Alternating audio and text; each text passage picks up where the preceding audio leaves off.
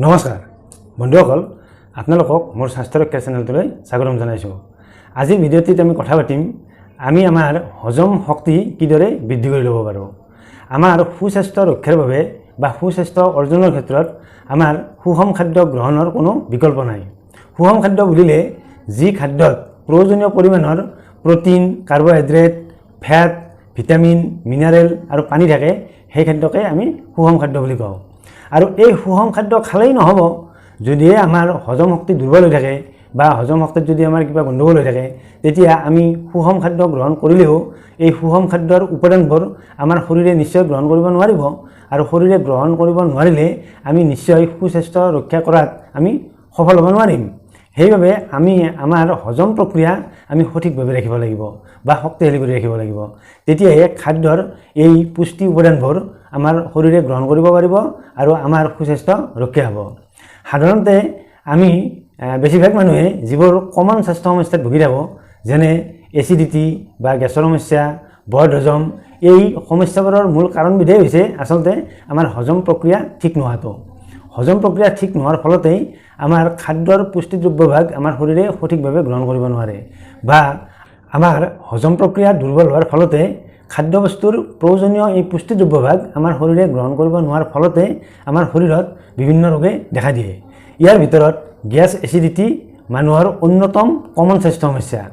তাৰপিছত শৰীৰৰ দুৰ্বলতা, টোপনি ভাৱ হোৱা আৰু ইয়াৰ লগতে শৰীৰৰ বিভিন্ন স্বাস্থ্য সমস্যাৰ মূল কাৰণবিধেই হৈছে আচলতে আমাৰ হজম শক্তি দুৰ্বল হোৱাটো।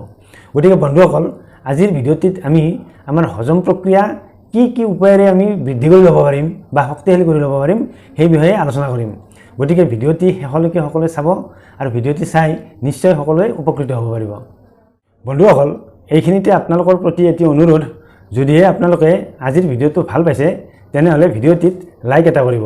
লগতে ভিডিঅ'টি শ্বেয়াৰ কৰিবলৈ আপোনালোকক অনুৰোধ জনালোঁ, যাতে ভিডিঅ'টি অসমৰ সকলো ৰাইজৰ ওচৰলৈ যায়। আৰু যদিহে আপোনালোকে মোৰ চেনেলটো চাই উপকৃত হ'ব বুলি ভাবিছে তেনেহ'লে চেনেলটো ছাবস্ক্ৰাইব কৰি থ'বলৈও আপোনালোকক অনুৰোধ জনালোঁ। এতিয়া আহোঁ হজম শক্তি বৃদ্ধি কৰাৰ প্ৰথমটো উপায়লৈ। আচলতে আমাৰ হজম প্ৰক্ৰিয়া আৰম্ভ হয় মুখৰ পৰাই।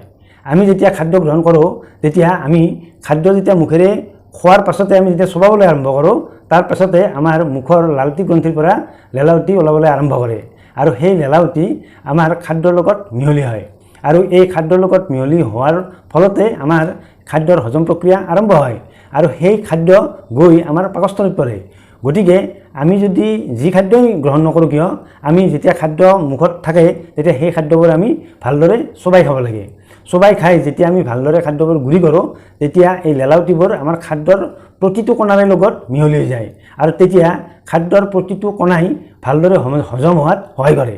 গতিকে যেতিয়া আমি খাদ্যবোৰ ভালদৰে চোবাই খাওঁ তেতিয়াহে আমাৰ লেলাৱতিবোৰ খাদ্যৰ প্ৰতিটো কণাই লাভ কৰিব পাৰে। গতিকে আমি আমাৰ হজম প্ৰক্ৰিয়া ভাল কৰিবলৈ হ'লে আমি প্ৰথমে খাদ্যবস্তুবোৰ ভালদৰে চোবাই খোৱা এটা অভ্যাস কৰিব লাগে আৰু ভালদৰে অভ্যাস কৰিলেহে আমাৰ এই অভ্যাসটো চলি থাকিব। গতিকে আমি যেতিয়া খাদ্যবোৰ ভালদৰে চোবাই গুৰি কৰোঁ তেতিয়া আমাৰ খাদ্যবস্তুৰ হজম প্ৰক্ৰিয়া বেছি অংশ আমাৰ মুখতে হয়। গতিকে তেনেদৰে খাদ্যবস্তুবোৰ গৈ আমাৰ পাকস্থলীত পৰে আৰু পাকস্থলীত আমাৰ খাদ্যবস্তুবোৰ হজম কৰাৰ বেছি কাম নাথাকে আৰু। গতিকে আমি হজম প্ৰক্ৰিয়া আমি শক্তিশালী কৰিবলৈ হ'লে আমি প্ৰথমে এই খাদ্যবস্তুবোৰ ভালদৰে গুৰি কৰি চোবাই খোৱাৰ অভ্যাস এটা কৰি তুলিব লাগে। আমি আমাৰ পাচনতন্ত্ৰ শক্তিশালী কৰি ৰখাৰ ক্ষেত্ৰত বা আমাৰ পাচন প্ৰক্ৰিয়া ভাল কৰি ৰখাৰ ক্ষেত্ৰত আমি গুৰুত্ব দিবলগীয়া দ্বিতীয়টো বিষয় হৈছে আমাৰ লিভাৰখন আমি সদায় শক্তিশালী কৰি ৰখাত গুৰুত্ব দিব লাগে। কিয়নো আমাৰ লিভাৰখন হৈছে আমাৰ পাচনতন্ত্ৰৰ এটি মূল অংগ আৰু এই লিভাৰখনৰ পৰাই আমাৰ পাচক্ৰ নিঃসৰণ হয়। কেইবাবিধো পাচক্ৰ নিঃসৰণ হোৱাৰ ফলতে আমাৰ খাদ্যবস্তুবোৰ হজম হয়। গতিকে আমাৰ লিভাৰখন যাতে কোনো কাৰণতেই বেয়া নহয় বা ডেমেজ নহয় তাৰ প্ৰতি আমি গুৰুত্ব দিব লাগে। আৰু আমাৰ লিভাৰখনৰ সুৰক্ষাৰ বাবে যেনেকুৱা খাদ্যৰ প্ৰয়োজন বা আমি যি ধৰণে চলিব লাগে সেই ধৰণৰ খাদ্য বা সেই ধৰণে আমি চলাত গুৰুত্ব দিব লাগে। সদায় আচলতে ফ্ৰেছ খাদ্য আমি গ্ৰহণত গুৰুত্ব দিব লাগে, যাতে আমাৰ লিভাৰখনে অতিৰিক্ত টক্সিনৰ কেতিয়াও মুখামুখি হ'ব লগা নহয়। এনেও আমাৰ টক্সিনবোৰ ফিল্ট্ৰেশ্যন কৰাত আমাৰ লিভাৰখনে গুৰুত্ব দিয়ে, কিন্তু যদিহে আমি অতিৰিক্ত টক্সিন আমি গ্ৰহণ কৰোঁ তেতিয়া লিভাৰখনৰ দায়িত্ব বাঢ়ি যায়, যাৰ বাবে লাহে লাহে লিভাৰখন হয়তো ডেমেজ হোৱাৰ চান্স এটা থাকে। সেইবাবে আমি যাতে লিভাৰখনক অতিৰিক্ত টক্সিনৰ আমি দায়িত্ব ভাৰ দিব লগা নহয়, সেইবাবে আমি সদায় ফ্ৰেছ খাদ্য খোৱাত গুৰুত্ব দিব লাগে। আৰু আমি যদি নিয়মিতভাৱে আমি গাজৰ, বিলাহী বা তৰমুজ বা বিটৰুট এনেধৰণৰ খাদ্য খাওঁ বা লগতে গজালি ওলোৱা বুট, মগু এইবোৰ খাদ্য খাওঁ, তেতিয়া আমাৰ লিভাৰখন সদায় শক্তিশালী হৈ থাকে। আৰু লিভাৰখন শক্তিশালী হৈ থাকিলে আমাৰ পাচনতন্ত্ৰও শক্তিশালী হয় আৰু পাচন প্ৰক্ৰিয়াও শক্তিশালী হয়। আমাৰ হজম প্ৰক্ৰিয়া খেলিমেলি হোৱাৰ আন এক কাৰণ হৈছে আমি যদি টেনশ্যন, ডিপ্ৰেশ্যন বা এংজাইটি লৈ থাকোঁ, তেতিয়া আমাৰ হজম প্ৰক্ৰিয়াত খেলিমেলি হয়। কিয়নো হজম প্ৰক্ৰিয়াৰ লগত আচলতে মন মগজুৰ এক সম্পৰ্ক জড়িত হৈ থাকে। আমাৰ হজম প্ৰক্ৰিয়াৰ লগত আচলতে আমাৰ মগজুৰ এক ক্ৰিয়া জড়িত হৈ থাকে। কিয়নো আমাৰ যেতিয়া ইণ্টেষ্টাইনৰ মুভমেণ্ট হয়, সেই মুভমেণ্ট আমাৰ এক প্ৰকাৰ মগজুৰ ফাংচনে পৰিচালনা কৰে। যদিহে আমি এংজাইটি, ষ্ট্ৰেছ বা টেনশ্যনত ভুগি থাকোঁ, তেতিয়া আমাৰ মগজুৱে এনেধৰণৰ ইণ্টেষ্টাইনৰ এনে কামবোৰ কৰাত নিশ্চয় অসুবিধা পায়। গতিকে আমি যদি এংজাইটি, ষ্ট্ৰেছ বা টেনশ্যনত ভুগি থাকোঁ, তেতিয়া আমাৰ এই হজম প্ৰক্ৰিয়া খেলিমেলি হোৱাটো নিতান্তই স্বাভাৱিক। সেইবাবে আমি কোনো কাৰণতেই এই টেনশ্যন বা এংজাইটিত থাকিব নালাগে। আৰু এংজাইটি বা টেনশ্যনত থাকিলে সাধাৰণতে দেখা যায় আমাৰ এচিডিটি বা গেছৰ সমস্যা এইবোৰ বাঢ়ি যায়। বেছিভাগ ক্ষেত্ৰতেই মানে দেখা যায় যে এচিডিটিৰ মূল কাৰণেই আচলতে এংজাইটি বা টেনশ্যন। সেইবাবে কোনো কাৰণত যদি আমাৰ মনলৈ টেনশ্যন বা এংজাইটি আহে, তেতিয়া আমি মেডিটেশ্যন কৰাৰ অভ্যাস গঢ়ি তুলিব লাগে। মেডিটেশ্যন বা বিভিন্ন যোগাসন পদ্ধতি আছে, সেই যোগাসন পদ্ধতি আমি পালন কৰিব লাগে। লগতে আমি কিছুমান এক্সাৰচাইজো নিয়মীয়াকৈ কৰাৰ অভ্যাস গঢ়ি তুলিব লাগে।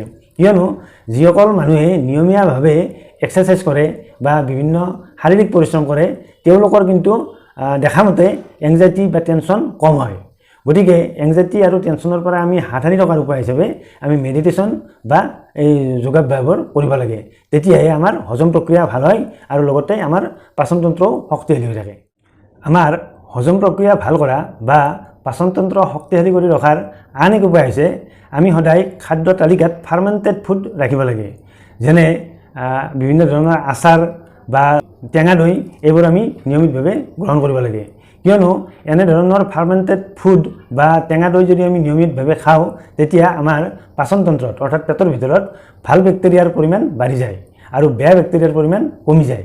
গতিকে আমাৰ পাচনতন্ত্ৰ শক্তিশালী কৰি ৰাখিবলৈ হ'লে বা হজম প্ৰক্ৰিয়া আমাৰ ভাল কৰি ৰাখিবলৈ হ'লে আমাৰ ইণ্টেষ্টাইনৰ ভিতৰত ভাল বেক্টেৰিয়াৰ পৰিমাণ বৃদ্ধি কৰিব লাগে। তেতিয়াহে আমাৰ পাচনতন্ত্ৰ শক্তিশালী হয়। আৰু এনে ফাৰ্মেণ্টেড ফুডবোৰে যেনে টেঙা দৈ খালে, নিয়মিতভাৱে যদি টেঙা দৈ খায় বা কিছুমান ফাৰ্মেণ্টেড ফুড যেনে আচাৰ তেনেধৰণৰ খাদ্য খালে আমাৰ পেটৰ ভিতৰত ভাল বেক্টেৰিয়াৰ পৰিমাণ বৃদ্ধি পায়, যাৰ বাবে আমাৰ পাচনতন্ত্ৰ শক্তিশালী হৈ থাকে আৰু হজম প্ৰক্ৰিয়া ভাল হয়। আমাৰ পাচনতন্ত্ৰ শক্তিশালী কৰিব পৰা আন এক উপায় হৈছে আমি দৈনিক পৰ্যাপ্ত পৰিমাণে শুব লাগে। দিনে অন্ততঃ 7 ঘণ্টাৰ পৰা 8 ঘণ্টা সময় ভালদৰে টোপনি মাৰিলেহে আমাৰ পাচনতন্ত্ৰ শক্তিশালী হৈ থাকে। কিয়নো আচলতে টোপনিৰ সময়ত আমাৰ পাচনতন্ত্ৰই অকল পাচনতন্ত্ৰ বুলিয়েই নহয়, আচলতে আমাৰ গোটেই শৰীৰটোৱে এক জিৰণি পায় আৰু আমাৰ যিখিনি আমাৰ ক্ষতি হয়, সেই ক্ষতিখিনি আমি টোপনিৰ সময়ত আচলতে শৰীৰে নিজে নিজে পূৰণ কৰি ল'ব পাৰে। সেইবাবে ভাল টোপনি মৰাটো সুস্বাস্থ্যৰ বাবে যে অতি উত্তম উপায়, সেই কথাটো আমি সকলোৱে জানো। কিন্তু ভাল টোপনি আমাৰ পাচনতন্ত্ৰ শক্তিশালী কৰি ৰখাৰ ক্ষেত্ৰতো অতি প্ৰয়োজনীয়। আমি আমাৰ পাচনতন্ত্ৰ শক্তিশালী কৰি ৰখাৰ আন এক উপায় হৈছে আমি সদায় খাদ্যবস্তু ফ্ৰিজত সংৰক্ষণ কৰি ৰখা খাদ্যবস্তু গ্ৰহণ কৰাতকৈ আমি সদায় ফ্ৰেছ খাদ্যবস্তু গ্ৰহণত গুৰুত্ব দিব লাগে। আজিকালিৰ বেছিভাগ মানুহেই বিভিন্ন খাদ্যবস্তু যেনে মাছ, মাংস, বিভিন্ন শাক পাচলি বজাৰ কৰি আনি ফ্ৰিজত থৈ দিয়ে আৰু সেই খাদ্যবস্তুৱে উলিয়াই উলিয়াই খাদ্য হিচাপে বনাই আৰু গ্ৰহণ কৰা হয়। কিন্তু দেখা গৈছে বিভিন্ন খাদ্যবস্তু এনেদৰে ফ্ৰিজত সংৰক্ষণ কৰি ৰাখিলে খাদ্যবস্তুৰ গুণাগুণবোৰ বেয়া হৈ যায়।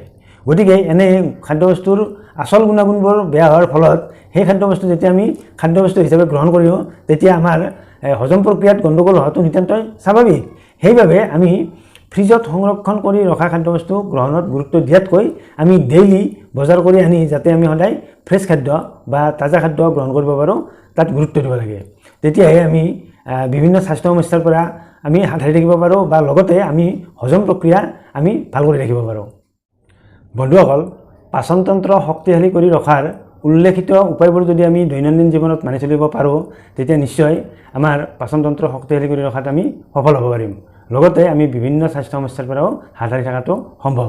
অন্য এটা ভিডিঅ'ত আপোনালোকক লগ পোৱাৰ প্ৰতিশ্ৰুতিৰে আজিলৈ আহিছোঁ। ধন্যবাদ।